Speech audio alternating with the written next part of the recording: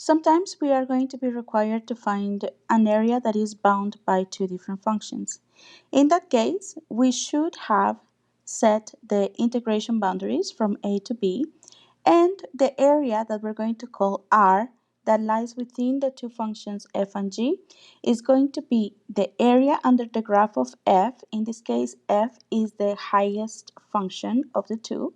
Take away the area of the lowest function. In this case, the lowest function is the function g.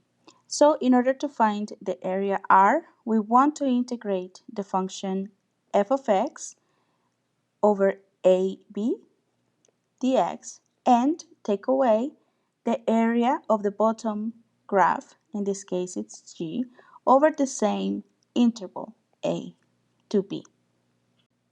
Another situation that we could have is the area between two graphs that intersect.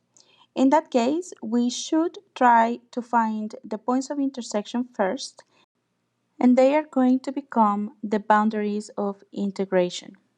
Similar to what we had before, in this case, the area R is going to be the difference of the area under the tallest function, in this case f of x, dx, minus the area under the shortest function, draw over the period AB. So that would be g of x dx, which is the same expression that we had before. Please keep in mind that you may also be asked to find the area between two curves that intersect more than once. In that case, you do want to consider all the intersections that the function has. So in this case, in this example, we have three intersections, A, B, and C, which means you would have to calculate two different integrals for the area. The reason is that there is a change in the role of the function. Notice that between the first two intersections, the tallest function is f and the shortest function is g. So in order to find that area, you would have to integrate f minus g. However, in the second set of intersections from b to c, the tallest function is g and the lowest function is f. So in order to find the area between f and g in this section, you would have to integrate g minus f. And once you have those two sections calculated separately, you are going to find the total area R as the sum of these two areas, R1 plus R2. For our first example, let's consider the functions x power 3 and x squared minus x. Over the interval 0, 1, let's find the area enclosed by the two functions. On the graph, we can see that the two functions intersect at 0, 0, and the area that we are tasked to find is this one. The bottom function in red is x power 2 minus x, and the top function is x power 3. So if we want to find the area enclosed by these two functions over the interval 0, 1, we need to calculate the integral from 0 to 1 of the top function, which is x power 3, minus the bottom function, which is x power 2 minus x dx.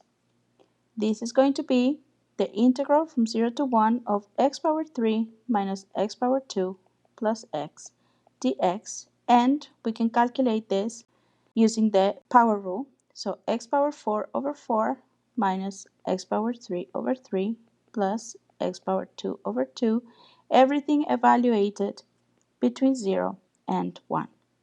The evaluation at 1 is 1 over 4 minus 1 over 3 plus 1 over 2, and the evaluation at 0 is going to be 0.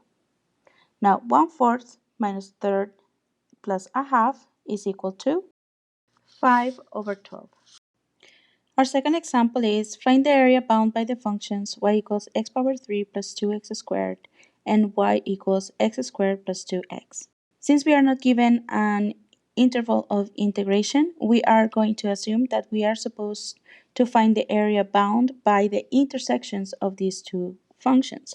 So the first thing that we would like to do is to find where those intersections are. So we're going to write the equation x power 3 plus 2x squared equals x squared plus 2x to find out where they intersect. This leads to the polynomial equation x power 3 plus x squared minus 2x equal to 0. We can solve this equation if we factorize x, common factor of x squared plus x minus 2 equal to 0, and then we can solve that quadratic equation by itself. X, common factor of x plus 2, x minus 1 equals to 0, which means x is equal to 0, x is equal to minus 2, x is equal to 1.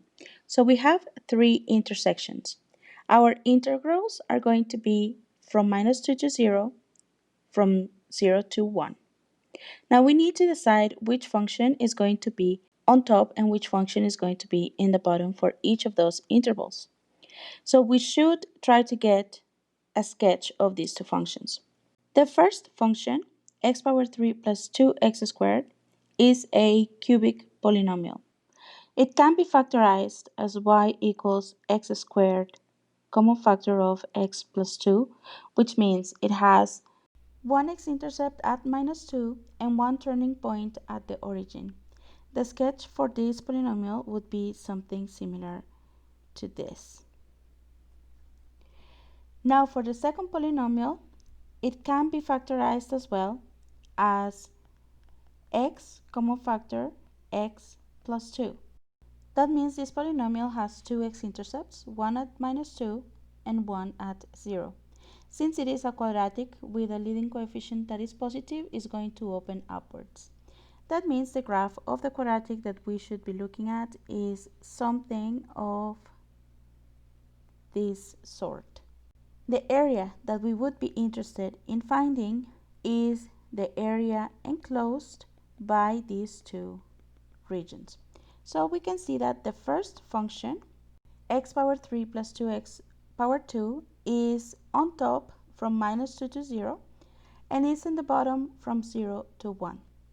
So in order to calculate the area, we are going to say r is going to be the integral from minus 2 to 0 of the top function, x power 3 plus 2x squared, minus the bottom function, x squared plus 2x dx, and we're going to add to that the integral from 0 to 1 of, and in this case we're going to swap the order of the functions, x power 2 plus 2x is on top, so it goes first, minus the bottom function, x power 3 plus 2x squared, with respect to x.